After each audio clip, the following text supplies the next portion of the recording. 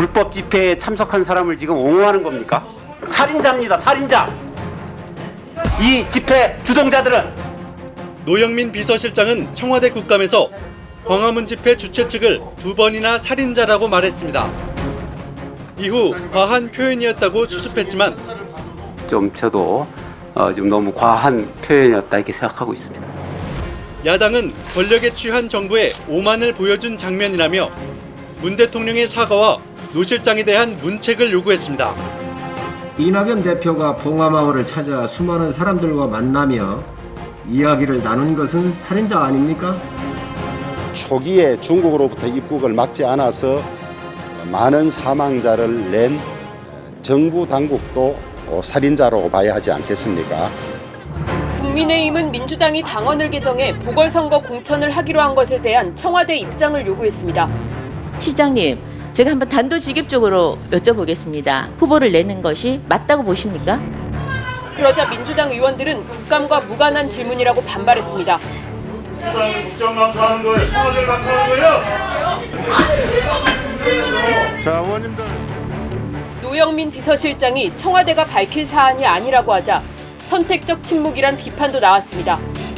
특히 선거와 관련된 사안에 대해서는 지금까지 입장을 밝힌 적이 없습니다.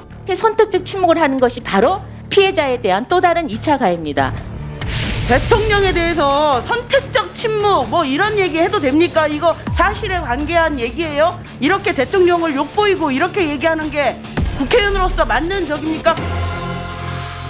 사실 쟁점은 두 가지인데 하나는 윤석열 총장 문제가 있고 또 하나는 이번에 민주당이 서울시장, 부산시장 후보를 내기로 하는 과정의 문제. 이 두 가지가 쟁점이죠. 그러니까 민주당이 이번에 후보 내기로 한 결정에 관한 문제는 문재인 대통령이 만든 당원을 뒤집은 거잖아요. 새정치민주연합 문재인 대표 시절인 지난 2015년 6월 당 혁신위원회는 중대한 잘못으로 재보궐선거가 열릴 경우 후보를 내지 않는다는 내용을 당원에 넣었습니다. 당원을 바꾸기 위해 실시한 전당원 투표에서 응답자의 86%가 찬성한다고 답했습니다. 이낙연 대표는 무공천을 뒤집으며 가장 도덕적인 후보를 찾겠다고 했습니다. 철저한 검증과 공정한 경선 등으로 가장 도덕적이고 유능한 후보를 찾아 문재인 대통령이 그게 정당 개혁의 굉장히 중요한 하나의 그 상징으로 그 당원을 만든 것인데 그것을 바꾸면서 대통령은 한마디 이야기도 안 하고 또 그 바꾸는 과정은 부실하기 짝이 없는 정당성이 없는 3분의 1 이상 투표가 돼야 되는데 26%밖에 투표를 안 했잖아요.